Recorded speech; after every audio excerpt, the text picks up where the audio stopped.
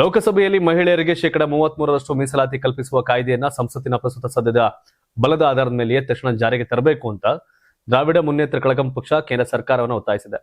ಪ್ರಸ್ತಾಪಿತ ಕ್ಷೇತ್ರ ಮರುವಿಂಗಡಣೆ ಪ್ರಕ್ರಿಯೆಯ ಬಗ್ಗೆ ಕೇಂದ್ರ ಸರ್ಕಾರ ಸ್ಪಷ್ಟತೆ ನೀಡಬೇಕು ಅಂತ ಒತ್ತಾಯ ಮಾಡಿದೆ.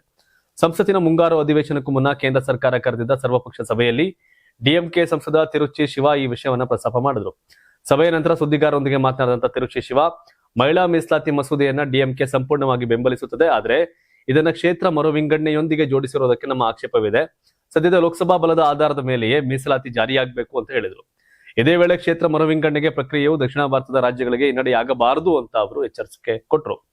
ಜನಸಂಖ್ಯಾ ನಿಯಂತ್ರಣವನ್ನು ಯಶಸ್ವಿಯಾಗಿ ಜಾರಿಗೊಳಿಸಿರತಕ್ಕಂಥ ದಕ್ಷಿಣದ ರಾಜ್ಯಗಳ ಸಂಸತ್ ಸ್ಥಾನಗಳ ಸಂಖ್ಯೆ ಕ್ಷೇತ್ರ ಮರು ವಿಂಗಡಣೆಯಿಂದ ಕಡಿಮೆಯಾಗುವ ಆತಂಕವಿದೆ.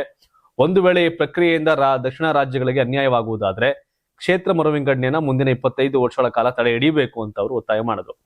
ಮತ್ತೊಂದೆಡೆ ಸಿಪಿಐ ಅಂಗಸಂಸ್ಥೆಯಾದ ಅಖಿಲ ಭಾರತ ಪ್ರಜಾಸತ್ತಾತ್ಮಕ ಮಹಿಳಾ ಸಂಘಟನೆ ಕೂಡ ಜನಗಣತಿ ಅಥವಾ ಕ್ಷೇತ್ರ ಮರು ವಿಂಗಡಣೆಗೆ ಕಾಯದೆ ತಕ್ಷಣವೇ ಮಹಿಳಾ ಮೀಸಲಾತಿಯನ್ನು ಜಾರಿಗೆ ತರಬೇಕು ಅಂತ ಒತ್ತಾಯ ಮಾಡಿದೆ.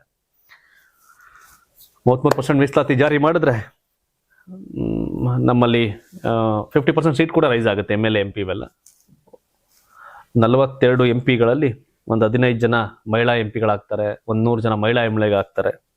ಪಾಸ್ ಆಗುತ್ತೆ ಹೆಚ್ಚು ಕಮ್ಮಿ ಸರಿ. ಸಂಸತ್ತಿನ ಮುಂಗಾರು ಅಧಿವೇಶನದ ಹಿನ್ನೆಲೆಯಲ್ಲಿ ಕೇಂದ್ರ ಸರ್ಕಾರ ಕರೆದಿದ್ದ ಸರ್ವಪಕ್ಷ ಸಭೆಯಲ್ಲಿ ನ್ಯಾಷನಲಿಸ್ಟ್ ಸಿಟಿಜನ್ ಪಾರ್ಟಿ ಆಫ್ ಇಂಡಿಯಾಗೆ ನೀಡಲಾದ ಆಹ್ವಾನವನ್ನು ವಿರೋಧಿಸಿ ವಿರೋಧ ಪಕ್ಷಗಳು ಭಾನುವಾರ ಸಾಂಕೇತಿಕವಾಗಿ ಸಭೆಯಿಂದ ಹೊರನಡೆದವು. ಜಂಟಿ ಸುದ್ದಿಗೋಷ್ಠಿಯನ್ನು ನಡೆಸಿದ ಬಳಿಕ ನಾಯಕರು ಸಭೆಗೆ ಮರಳಿದ್ರು. ಕಾಂಗ್ರೆಸ್ನ ಪ್ರಮೋದ್ ತಿವಾರಿ, ಸಮಾಜವಾದಿ ಪಕ್ಷದ ಧರ್ಮೇಂದ್ರ ಯಾದವ್, ಎನ್ಸಿಪಿಯ ಸುಪ್ರಿಯಾ ಸುಳೆ ಮತ್ತು ಟಿಎಂಸಿಯ ಮಹುವಾ ಮೊಯಿತ್ರಾ ಸೇರಿದಂತೆ ವಿರೋಧ ಪಕ್ಷದ ಹಿರಿಯ ನಾಯಕರು ಪ್ರತಿಭಟನೆಯ ಭಾಗವಾಗಿ ಸಭೆಯಿಂದ ಹೊರನಡೆದರು. ಟಿಎಂಸಿ ಬಂಡಾಯ ಗುಂಪಿನ ಸಂಸದ ಸುದೀಪ್ ಬಂಡೋಪಾಧ್ಯಾಯ ಪ್ರತಿನಿಧಿಸುವ ಎನ್ಸಿಪಿಐ ಭಾಗವಹಿಸುವಿಕೆ ವಿರೋಧಿಸಿ ವಿರೋಧ ಪಕ್ಷಗಳು ಈ ಕ್ರಮ ಕೈಗೊಂಡವು. ಕಾಂಗ್ರೆಸ್ನ ಪ್ರಮೋದ್ ತಿವಾರಿ, ಸಮಾಜವಾದಿ ಪಕ್ಷದ ಧರ್ಮೇಂದ್ರ ಯಾದವ್ ಅವರೆಲ್ಲ ಹೋಗಿ ಬಂದ್ರು. ಅದೇನಾಗುತ್ತೆ ಯಾಕಂದ್ರೆ ಟಿಎಂಸಿನ ಹೊಡೆದವ್ರೆ, ಆಪ್ ಎಂಪಿಗಳನ್ನ ಸೇರಿಸ್ಕೊಂಡವ್ರೆ, ಶಿವಸೇನೆಯವ್ರನ್ನ ಒಂದಷ್ಟು ಜನ ಮರ್ಜ್ ಮಾಡ್ಕೊಂಡವ್ರೆ, ಬಿಲ್ ಪಾಸ್ ಮಾಡ್ಲೇಬೇಕು ಅಂತ ನಿಂತಿದ್ದಾರೆ. NDA ಅವರು, ಬಿಜೆಪಿ ಅವರು ಆ ಬಿಲ್ ಪಾಸ್ ಮಾಡ್ಕೋತಾರೆ. ಈಗ ಟಿಎಂಸಿಯಿಂದ ಅವ್ರು ಆಚೆ ಬಂದ ತಕ್ಷಣ ನೀವು ಸಂಸದರು ಅನ್ನಕ್ಕಾಗತ್ತೆ, ಅವ್ರಿಷ್ಟ ಆ ಪಾರ್ಟಿ ಇರ್ತಾರೋ ಬಿಡ್ತಾರೋ ಅನ್ನೋದು. ಹೀಗಾಗಿ ಈ ಸರ್ ಬಿಲ್ ಪಾಸ್ ಆಗುತ್ತೆ. ಆ ಖುಷಿಲ್ ಅಮಿತ್ ಶಾ ಮೋದಿ ಇದ್ದಂಗಿದೆ, ನೋಡ್ಬೇಕಿನ್ನು. ಇನ್ನು ರಾಜನಾಥ್ ಸಿಂಗ್ ಸಭೆಯನ್ನು ಉದ್ದೇಶಿಸಿ ಮಾತನಾಡಿದ್ರು. ಮುಂಗಾರು ಅಧಿವೇಶನದಲ್ಲಿ ರಾಮ ಜನ್ಮಭೂಮಿ ಟ್ರಸ್ಟ್ ದೇಣಿಗೆ ಕಳ್ಳತನ, ನೀಟ್ ಪರೀಕ್ಷೆಯ ಪ್ರಶ್ನೆ ಪತ್ರಿಕೆ ಸೋರಿಕೆ ಮತ್ತಿತರ ವಿಚಾರಗಳನ್ನ ಪ್ರಸ್ತಾಪ ಮಾಡುತ್ತೀವಿ ಅಂತ ವಿರೋಧ ಪಕ್ಷಗಳು ಹೇಳಿದ್ವು. ಅದನ್ನ ನೋಡ್ಬೇಕು, ಅದನ್ನ ಫೇಸ್ ಮಾಡೋಕ್ಕೂ ಬಿಜೆಪಿ ಅವರು ರೆಡಿ ಅವರೇ. ಸಂಘರ್ಷ ಸಂಸತ್ ಸದನ ಕದನ ಅಷ್ಟೇ. ರಾಜ್ಯದಲ್ಲಿ ಒಂದೆಡೆ ಭೀಕರ ಬರ ಪರಿಸ್ಥಿತಿಯ ಸವಾಲು ಎದುರಾಗಿದ್ದಾರೆ, ಮತ್ತೊಂದೆಡೆ ಫುಟ್ಬಾಲ್ ವಿಶ್ವಕಪ್ ಫೈನಲ್ ನ ಸಂಭ್ರಮ ಮನೆ ಮಾಡಿದೆ. ಈ ಹಿನ್ನೆಲೆಯಲ್ಲಿ ಇಂದು ಮಧ್ಯರಾತ್ರಿ ನಡೆಯಲಿರತಕ್ಕಂಥ ಫಿಫಾ ವಿಶ್ವಕಪ್ ಫೈನಲ್ ಪಂದ್ಯವನ್ನ ವೀಕ್ಷಿಸಲು ಯುವ ಜನರ ಅನುಕೂಲಕ್ಕಾಗಿ ರಾಜ್ಯ ಸರ್ಕಾರ ವಿಶೇಷ ವಿನಾಯಿತಿ ಘೋಷಿಸಿದೆ. ವಿಧಾನಸೌಧದಲ್ಲಿ ಮಾತನಾಡಿದಂತ ಮುಖ್ಯಮಂತ್ರಿ DK ಶಿವಕುಮಾರ್ ಯುವಕರ ಮನವಿಗೆ ಸ್ಪಂದಿಸಿ ಇಂದು ರಾತ್ರಿ ಬೆಂಗಳೂರು ನಗರದಲ್ಲಿನ ಹೋಟೆಲ್ಗಳು ಹಾಗೂ ರೆಸ್ಟೋರೆಂಟ್ಗಳಿಗೆ ಬೆಳಗಿನ ಜಾವ 3:30 ಕಾರ್ಯನಿರ್ವಹಿಸಲು ಅನುಮತಿ ಕೊಡಲಾಗಿದೆ ಅಂತ ತಿಳಿಸಿದರು. ಇದೇ ವೇಳೆ ಫುಟ್ಬಾಲ್ ಅಭಿಮಾನಿಗಳಿಗೆ ಮನವಿ ಮಾಡಿದ ಮುಖ್ಯಮಂತ್ರಿ, ಪಂದ್ಯ ವೀಕ್ಷಿಸುವ ವೇಳೆ ಯಾವುದೇ ಕಾರಣಕ್ಕೂ ಶಾಂತಿ ಕದಡಬಾರದು, ಯಾವ ತಂಡ ಗೆದ್ರೂ ಕ್ರೀಡಾ ಮನೋಭಾವದಿಂದ ಸಂಭ್ರಮಿಸಬೇಕು, ಕಾನೂನು ಸುವ್ಯವಸ್ಥೆಗೆ ಧಕ್ಕೆ ತರುವ ಯಾವುದೇ ಚಟುವಟಿಕೆಯಲ್ಲಿ ತೊಡಗಬಾರದು ಅಂತ ಮನವಿ ಮಾಡಿದರು. ಸುರಕ್ಷತೆಯ ದೃಷ್ಟಿಯಿಂದ ನಗರದಲ್ಲಿ ಅಗತ್ಯ ಪೊಲೀಸ್ ಬಂದೋಬಸ್ತ್ ಮಾಡಲಾಗಿದ್ದು ಪ್ರಮುಖ ಸ್ಥಳಗಳಲ್ಲಿ CCTV ಕ್ಯಾಮೆರಾಗಳ ಮೂಲಕ ನಿಗಾ ವಹಿಸಲಾಗ್ತಾ ಇದೆ. ಸಾರ್ವಜನಿಕರು ಜವಾಬ್ದಾರಿಯಿಂದ ವರ್ತಿಸಿ ಪೊಲೀಸರೊಂದಿಗೆ ಸಹಕರಿಸುವಂತೆ ಮುಖ್ಯಮಂತ್ರಿ ಕೋರಿದರು. ಇದೇ ವೇಳೆ ಕರ್ನಾಟಕ ರಾಜ್ಯ ಫುಟ್ಬಾಲ್ ಸಂಸ್ಥೆ ಹಾಗೂ ಯುವ ಸಬಲೀಕರಣ ಮತ್ತು ಕ್ರೀಡಾ ಇಲಾಖೆ ಸಹಯೋಗದಲ್ಲಿ ಸಾರ್ವಜನಿಕರಿಗಾಗಿ ಫಿಫಾ ವಿಶ್ವಕಪ್ ಫೈನಲ್ ಪಂದ್ಯದ ನೇರ ಪ್ರಸಾರ ವ್ಯವಸ್ಥೆ ಮಾಡಲಾಗಿದೆ. ಬೆಂಗಳೂರಿನ ಕೋರಮಂಗಲದ NGV ಒಳಾಂಗಣ ಕ್ರೀಡಾಂಗಣದಲ್ಲಿ ಸೋಮವಾರ ಮಧ್ಯರಾತ್ರಿ 12:30ರಿಂದ ಅರ್ಜೆಂಟೀನಾ ಹಾಗೂ ಸ್ಪೇನ್ ತಂಡಗಳ ನಡುವಿನ ಫೈನಲ್ ಪಂದ್ಯವನ್ನ ಬೃಹತ್ ಪರದೆಯಲ್ಲಿ ವೀಕ್ಷಿಸಲು ಅವಕಾಶ ಕಲ್ಪಿಸಲಾಗಿದೆ.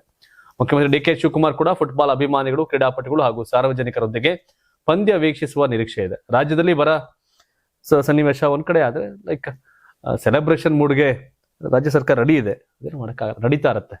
ಜೀವನ ಅಂದ 2 ಕಡೆ ಇರ್ತವೆ. ಜಮ್ಮು ಮತ್ತು ಕಾಶ್ಮೀರದ ಅವಳಿ ಗಡಿ ಜಿಲ್ಲೆಗಳಾದ ಪೂಂಚ್ ಮತ್ತು ರಜೌರಿಯಲ್ಲಿ ಭಾನುವಾರ ಸುರಿದ ಧಾರಾಕಾರ ಮಳೆಯಿಂದಾಗಿ ಭೂಕುಸಿತ ಮತ್ತು ಹಠಾತ್ ಪ್ರವಾಹ ಉಂಟಾಗಿದ್ದು ಕನಿಷ್ಠ 11 ಜನ ಸಾವನ್ನಪ್ಪಿದ್ದಾರೆ ಮತ್ತು ಹಲವಾರು ಜನ ನಾಪತ್ತೆಯಾಗಿದ್ದಾರೆ.